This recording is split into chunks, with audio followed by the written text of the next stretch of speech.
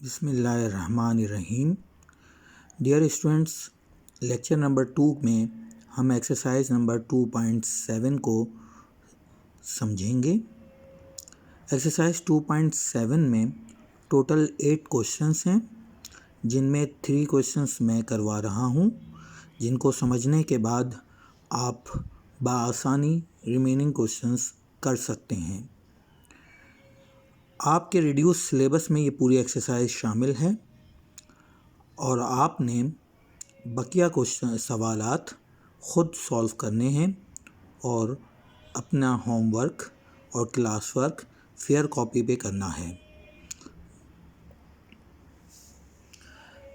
इसका पहला सवाल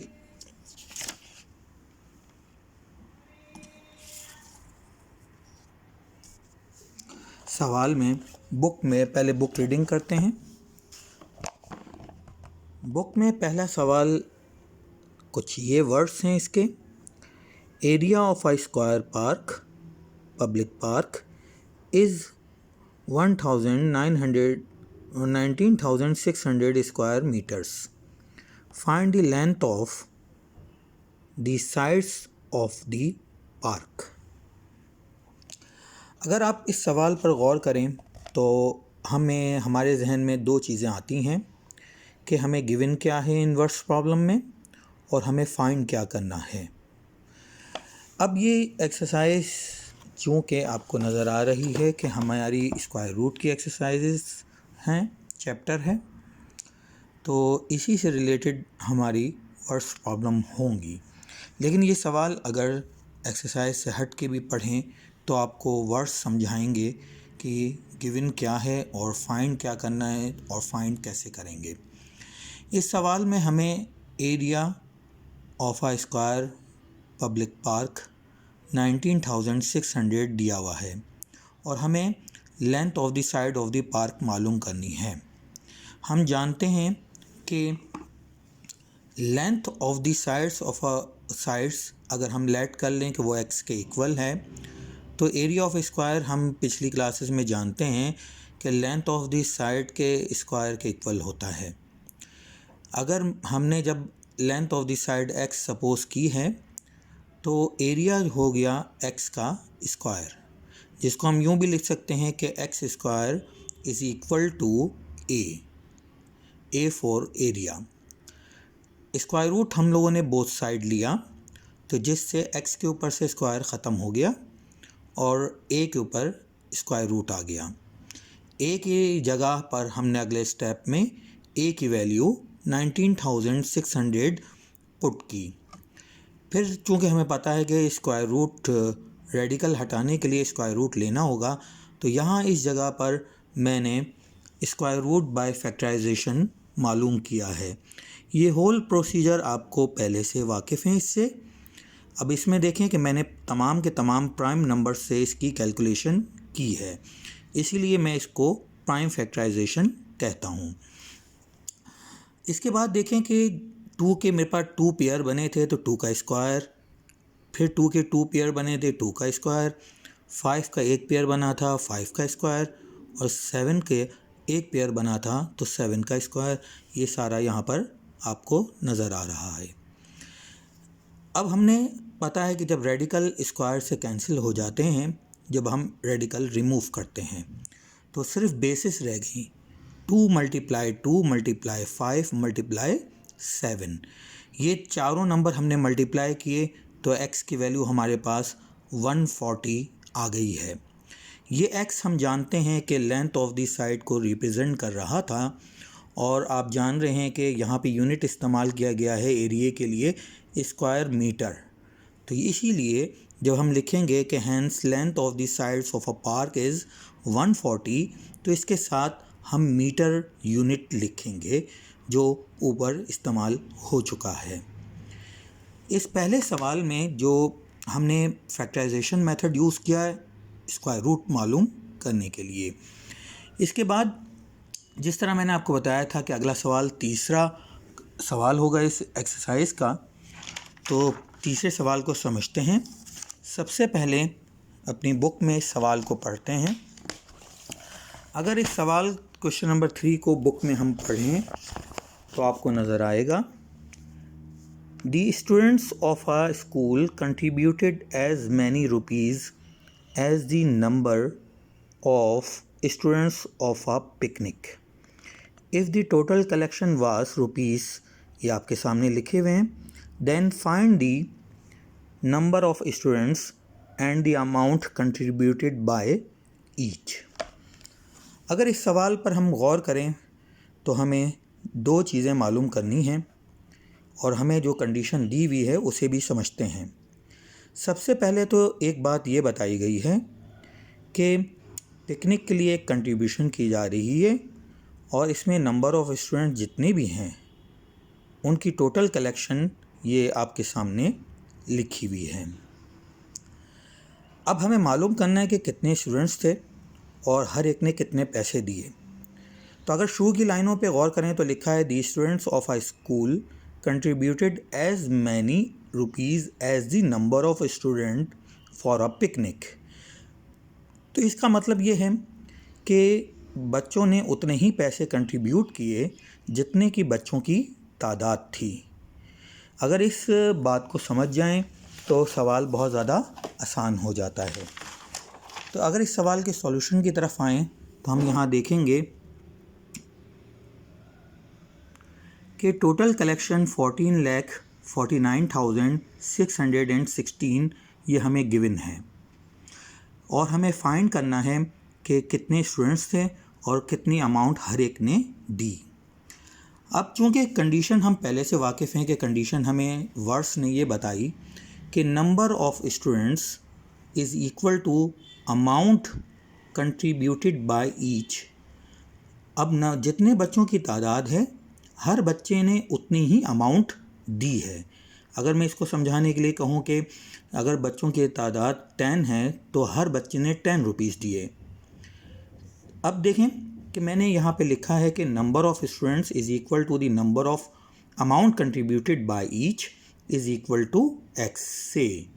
इसका मतलब ये है कि मैंने दोनों को x से रिप्रेजेंट किया है। अगर x से दोनों को रिप्रेजेंट कर लें तो देखें टोटल कलेक्शन किस तरह से कैलकुलेट ये इक्वेशन बनेगी। अगर आप देखें तो टोटल कलेक्शन बनेगी नंबर ऑफ़ स्टूडेंट्स को अगर हम मल्टीप्लाई कर दें each contribution amount contributed by each, हर एक ने जितने पैसे दिए। जैसे इसकी मिसाल, इसकी एग्जांपल हम ये दे सकते हैं कि अगर 10 बॉयज़ हैं और हर एक ने 10 रुपीज़ दिए हैं तो टोटल कलेक्शन होगी 10 मल्टीप्लाई बाय 10, तो जो अमाउंट बनेगी यानी 100 रुपीज़, तो टोटल कलेक्शन 100 रुपीज़ बनी। तो इस एग्जांपल से आपने ये समझ लिया कि टोटल कंट्री कलेक्शन जो है वो नंबर ऑफ़ स्टूडेंट्स को मल्टीप्लाई अगर अमाउंट कंट्रीब्यूटेड बाय ईच से कर दिया जाए। क्योंकि दोनों को हमने x से रिप्रेजेंट किया है तो ये सेम होने की वजह से x से रिप्रेजेंट किया है, इसलिए x मल्टीप्लाई x जो हो गया वो x स्क्वायर बन गया। ये टोटल कलेक्शन को शो कर रहा है। फिर मैंने टोटल कलेक्शन की जगह पर वो अमाउंट पुट की जो कंट्रीब्यूटेड की गई है, यानी 14,49,616। अब मैंने स्क्वायर रूट बोथ साइड लिया है। जब स्क्वायर रूट बोथ साइड लेंगे तो x पर से स्क्वायर हट जाएगा और इस नंबर पे जो स्क्वायर रूट है उसको मालूम करना होगा। तो ये मैंने यहाँ पर इस नंबर का स्क्वायर रूट मालूम किया है।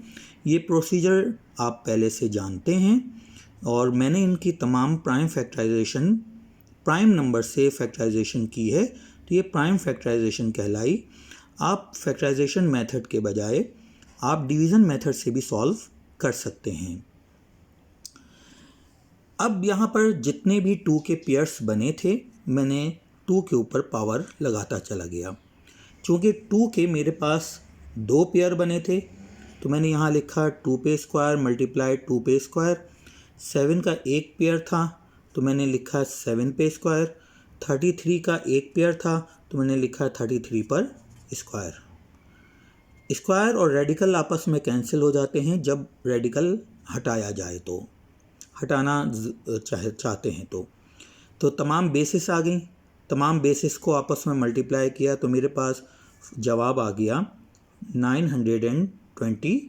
4।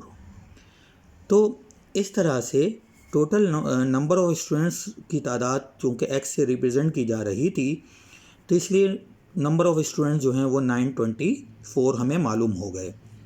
इसी तरह से क्योंकि x से हमने रिप्रेजेंट शुरू में अमाउंट कंट्रीब्यूटेड बाय ईच भी किया था, यानी जितने बच्चों की तादाद है उतना ही रुपीज़ हर एक ने कंट्रीब्यूट किए हैं, इसलिए 924 बच्चों की तादाद है और हर बच्चे ने पिकनिक के लिए 924 रुपीज़ जमा करवाए हैं। ये था हमारा सवाल, जिसको हमने वर्ड्स को समझकर और इस तरह से हमने गिवन, टू फाइंड और सॉल्यूशन किया। अब हम इस लेक्चर के आखिरी सवाल यानी क्वेश्चन नंबर 8 की तरफ आते हैं। तो क्वेश्चन नंबर 8 को समझने के लिए सबसे पहले हम लोगों ने बुक में इस सवाल के वर्ड्स को समझते हैं।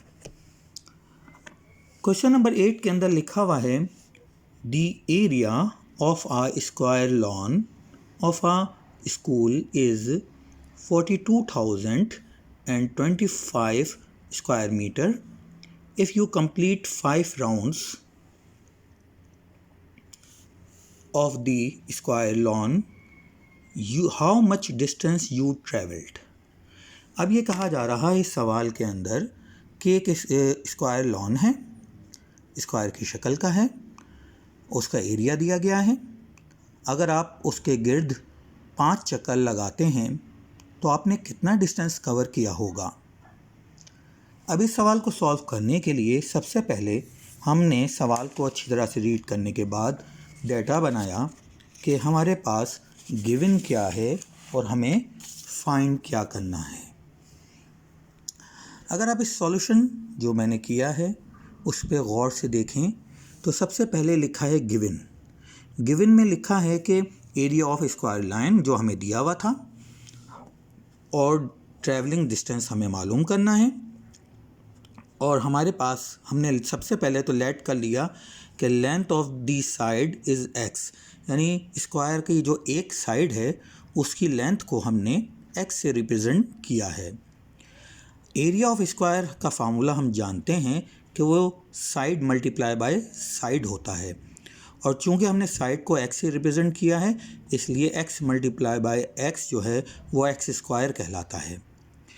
अब यहाँ पे हमें चूँकि गिवन में एरिया दिया हुआ है तो उस एरिया को हमने एरिया की जगह पर लिखा और यहाँ राइट साइड पे x square as it is आ गया। अब मैंने एक्स स्क्वायर को पहले लिख लिया और 42,025 एरिया को बाद में लिख लिया।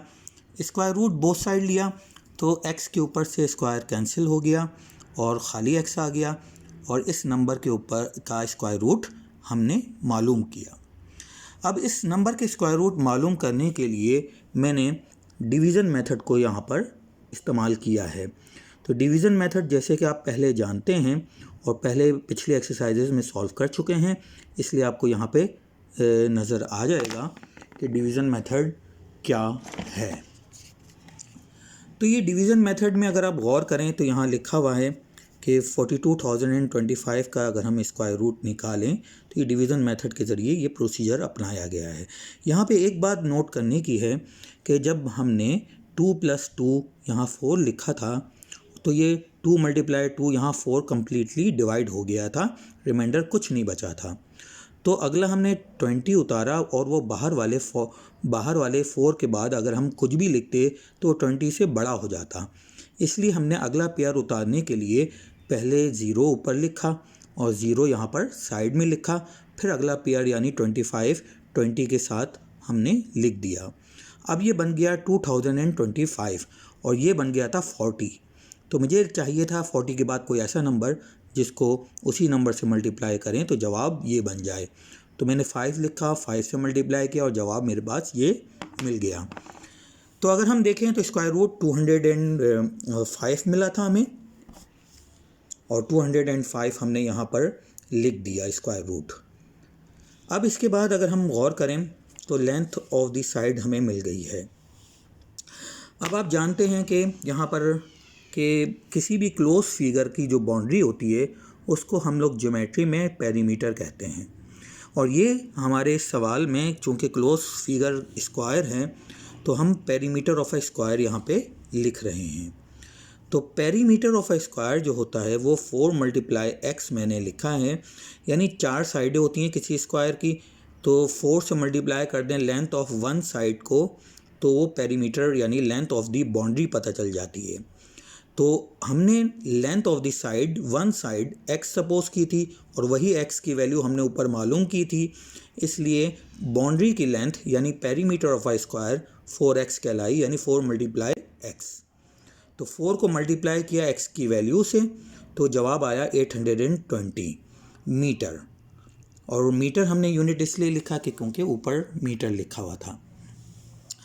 अब डिस्टेंस ट्रेवल इन 5 राउंड्स, 5 चक्कर लगाने पे कितना डिस्टेंस होगा, तो 5 को मल्टीप्लाई कर देंगे पेरीमीटर से यानी बाउंड्री की लेंथ से। तो 5 मल्टीप्लाई पेरीमीटर की वैल्यू हम पहले ऊपर मालूम कर चुके हैं 820 से, तो 5 मल्टीप्लाई 820 हमारे पास 4100 मीटर जवाब आया। तो इस तरह से हम ये कह सकते हैं कि हमारे सवाल में जो हमें मालूम करने को कहा गया था कि आप डिस्टेंस ट्रेवल मालूम करें कि अगर आपने एक स्क्वायर लॉन के गिर्द 5 चक्कर लगाए हैं तो वो क्या होगा, तो हमारा जवाब आया 4100 मीटर। शुक्रिया।